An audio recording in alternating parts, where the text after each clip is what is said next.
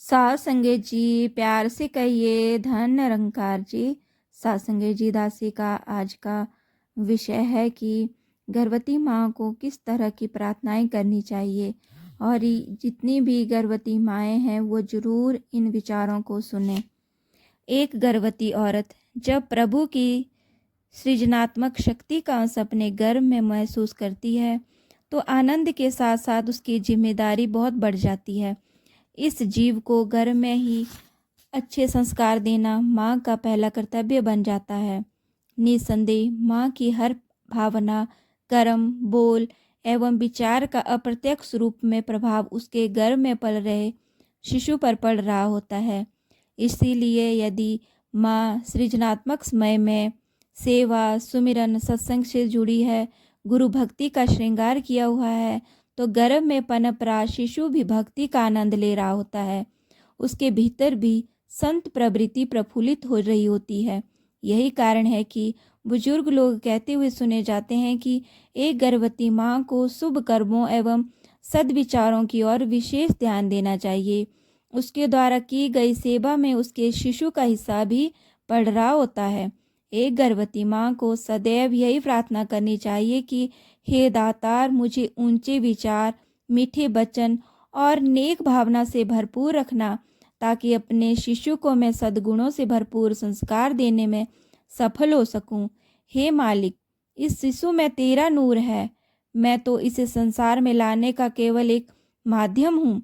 इसकी खातिर मुझे भी सदैव सीधे मार्ग पर चलाए रखना।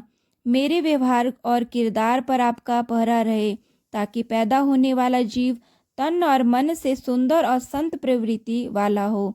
हे दाता, मुझे शक्ति दो कि तेरी सृष्टि की सुंदर रचना में मैं सुंदर योगदान देकर आपके आशीर्वाद की पात्र बन सकूं।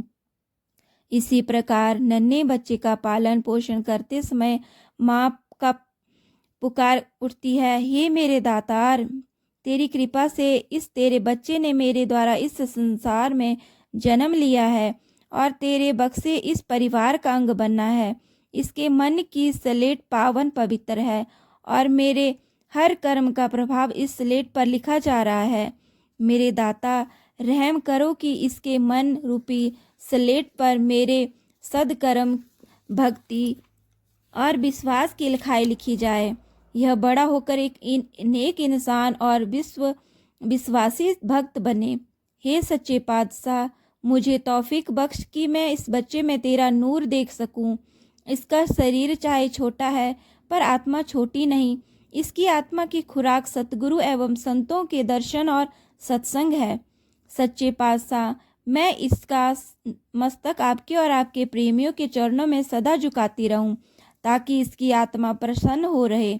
रहमत करो दातार, इस नन्हे बालक को अपनी गोद में लेकर मैं संगत जाऊं, ताकि इसके कानों में अमृत रूपी हरि यश भर जाए और इसकी आत्मा खुशी से झूम उठे। हे दातार, बल बख्शो कि मेरी लोरियां तेरे चरणों की प्रार्थनाएं और आशीर्वाद से भरी हो। हे सतगुरु, हर गुरसिक तेरी आंख की पुतली है। तू रूहों का स्वामी है। चाहे इन बच्चों ने मेरे घर में जन्म लिया है, पर इनका तेरे साथ नाता तो दूर तक का है। मैं तो केवल इस जन्म से ही इन्हें जानती हूँ, परंतु आप तो इनके मूल रूप से वाकिफ है। रहम करो, मुझे याद रहे कि इस संतान के ऊपर मेरे से अधिक आपका अधिकार है। हे निरंकार, मेरे घर में पैदा होने वाले बच्चों की परवरिश की ड्यूटी तूने मेरी लगाई है। मुझे तौफीक देना कि मैं इनकी परवरिश आपकी इच्छा के अनुसार कर पाऊँ। इनको आपकी अमानत समझूं और अपने कर्तव्य पालन में कोई कमजोरी न दिखाऊं। हे सच्चे पातशाह, मेरे घर परिवार में तेरा यशोगान होता रहे। जब भी परिवार मिल बैठे, दूसरे संतों, महापुरुषों की गुणों की चर्चा हो, उनकी अनथक सेवा और अथाह प्रेम से प्रेरणा लेने की बात हो, संतों के गुणों की चर्चा करते करते मेरे और मेरी संतान के स्वभाव में गुण देखने की दृष्टि आ जाए। कभी भी घर में किसी भी इंसान की विशेषतः महापुरुषों की कमजोरी का जिक्र तक ना हो, ताकि निंदा सुनना हमारा स्वभाव ना बन जाए। हे सतगुरु, गरीब निवाज, इस घोर कलयुग में मेरे परिवार के आसपास अपना मजबूत पहरा बनाए रखना, ताकि कोई भी मायावी आकर्षण, चाहे वो धन दौलत, मान बढ़ाई और पदवी का क्यों ना हो, वह कभी हम पर हावी ना हो। हे स्वामी, हमें माया के भिन्न भिन्न रूपों से बचाए रखना। हे निरंकार, इन बच्चों को कुसंगति से बचाए रखना। इनके संगी साथी दोस्त मित्र सद्गुणों वाले हो। ये अपनी मीठी बोली, नम्रता, प्रेम, सहनशीलता, सौहार्दता के कारण तेरे गुरसिख होने की पहचान बने। समाज के जिस दायरे से भी गुजरे, तेरी उत्तम शिक्षा ही खुशबू फैलाएं। हे दातार सच्चे पातशाह, ये तेरे बच्चे मन वचन और कर्म के धनी हो। समाज के उत्थान में अपना पूर्ण सहयोग दें और जहाँ भी जाएं तेरा नाम रोशन करें। तो इस तरह से साथ संगत जी, जितनी भी गर्भवती महिलाएं दासी के विचार सुन रही हैं, तो यही अरदास विनती कि अपने जब भी जहाँ भी बैठे तो संतों का संग अधिक से अधिक करे, ताकि बच्चों पर पहले से ही महापुरुषों के गुण जो है वो अवतरित होते रहें, ताकि इनका व्यवहार बचपन से ही अच्छा सद्गुणों वाला बनता रहे।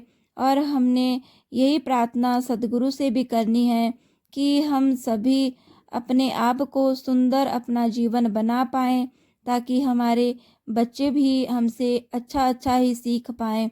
दातार कृपा करना कि जितनी भी गर्भवती महिलाएं हैं उनके बच्चे सद्गुणों वाले हों और संतों की तरह उनकी वाणी हो।